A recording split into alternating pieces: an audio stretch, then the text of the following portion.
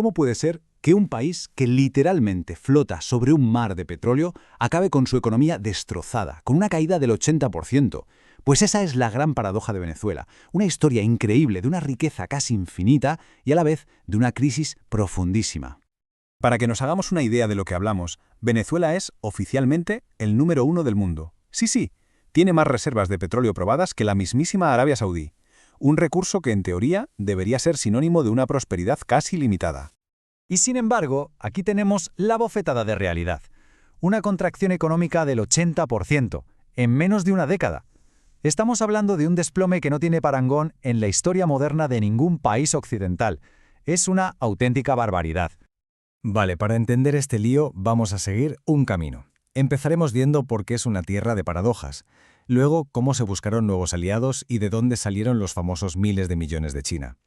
Veremos cómo se fue construyendo la ruina del país, la red de apoyos que lo sostuvo, y al final nos meteremos de lleno en el gran debate. ¿De quién es la culpa de todo esto? Empezamos por el principio, claro, una tierra de paradojas. Y es que, para entender la dimensión del desastre, primero hay que entender la dimensión de la riqueza que había.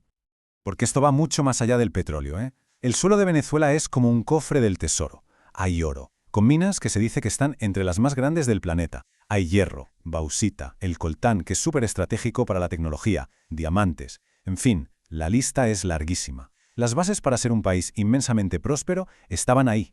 Pero esa prosperidad, como sabemos, nunca llegó a cuajar. A principios de los 2000, con muchísima agitación política interna, el entonces presidente Hugo Chávez empezó a buscar nuevos amigos, nuevos socios internacionales y miró directamente hacia el este. Y todo pasó muy deprisa. En 2002 hay un intento de golpe de Estado que fracasa, pero que abre una herida enorme ya incurable con el sector privado. Al año siguiente, en 2003, una huelga en la petrolera estatal, PDVSA, acaba con el gobierno tomando el control total de la gallina de los huevos de oro del país.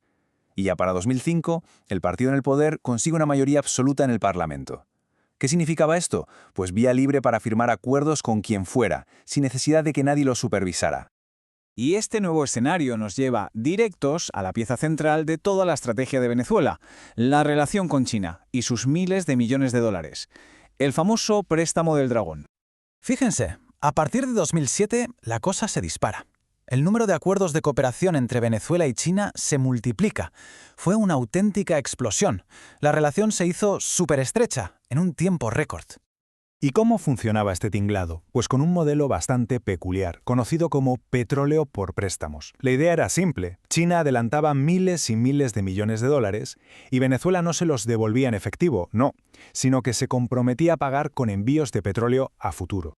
La escala de todo esto fue monumental. Entre 2007 y 2017 se calcula que Venezuela recibió más de 62.000 millones de dólares de financiación china, una cifra sencillamente astronómica que nos da una idea de la magnitud de la apuesta que estaban haciendo los dos países. Pero claro, aquí es donde las cifras gigantescas chocan con la cruda realidad. Entramos en la parte más oscura, la ruina de una nación. Proyectos que se vendieron como el futuro y que acabaron literalmente convertidos en chatarra. Ojo a este dato, porque es demoledor. Según los documentos que se han podido analizar, solo en 15 de los grandes proyectos fallidos que se financiaron con ese dinero chino, se despilfarraron, como mínimo, 19.600 millones de dólares. Una auténtica sangría.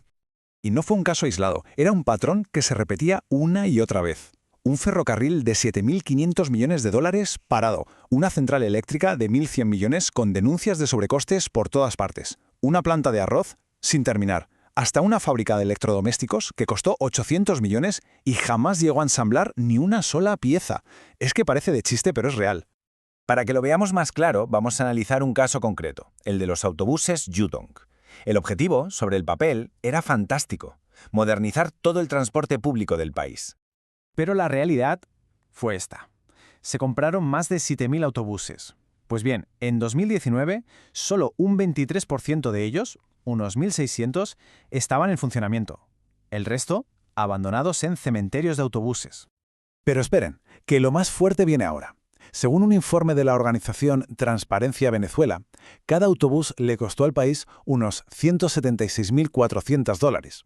¿Saben a cuánto vendió Yutong autobuses parecidos al gobierno de Filipinas? a $70.000, más del doble. La diferencia es simplemente brutal. Pero claro, China no era el único jugador en esta partida. Venezuela fue tejiendo lo que se podría llamar una red de conveniencia con otros actores como Rusia y Turquía para intentar esquivar la presión de Occidente. Por un lado estaba Rusia, que se convirtió en el gran proveedor de tecnología militar, cazas, misiles, e incluso están construyendo una fábrica de municiones allí.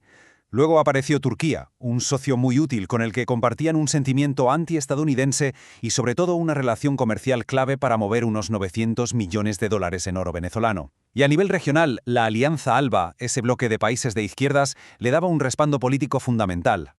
Y con todo esto sobre la mesa, llegamos al meollo de la cuestión, a la pregunta del millón. ¿Qué o quién causó este desastre?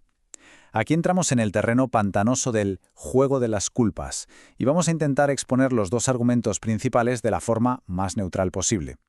Básicamente, hay dos grandes narrativas enfrentadas. La primera le echa la culpa al propio modelo socialista. Sostiene que los controles de precios, las expropiaciones y la corrupción masiva ya habían reventado la economía desde dentro. Y su prueba clave es que la hiperinflación y el desplome del PIB ya eran catastróficos en 2018, es decir, antes de las sanciones petroleras más duras. La otra narrativa apunta directamente a las sanciones de Estados Unidos. Dice que fueron ellas las que ahogaron al país, cortando su acceso a financiación y bloqueando su principal fuente de ingresos, el petróleo, con patrullas navales y presión a sus clientes. Y a día de hoy, ¿cuál es la situación? Pues es un puzzle lleno de contradicciones. Hay informes que hablan de un cierto crecimiento económico, un 7,7%, pero al mismo tiempo, la inflación sigue por las nubes, por encima del 200%. China sigue comprando la inmensa mayoría de su petróleo, mientras que el crédito dentro del país, para empresas y familias, prácticamente ha desaparecido. Todo esto, al final, nos deja con una última reflexión, una pregunta bastante incómoda. Cuando la inmensa riqueza de una nación se convierte en una pieza más en un tablero de ajedrez geopolítico, ¿quiénes son los que de verdad acaban pagando el precio?